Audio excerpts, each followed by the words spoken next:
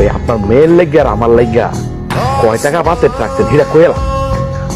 জামাই বাবাজি, তুমি তো আমার একটা বিপদে ফেলাই দিলে। হিসাব কিতাব ছাড়া আমি তোমার কিভাবে সংখ্যাটা বলি। তবে হ্যাঁ, গতবার ঈদে তো তোমাকে 4-5 হাজার টাকা একটা মার্কেটিং দিছিলাম।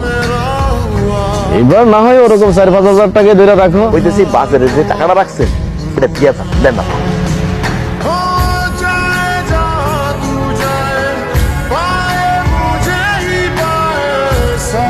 আব্বা, গুণা লাগতো না, আপনি মুরব্বী মানুষ কষ্ট করে গুনবেন কেন? আমি এই গুণা নিব, আর গুণা লাগবে না, বিশ্বাস আছে। 5,000 টাকাই আছে এখানে। এইখানে 5,000 টাকার বেশি আছে। আমার পকেট খরচ, গাড়ি ভাড়া সবকিছু এখানে আছে। ও আচ্ছা, 500 টাকা রাখেন।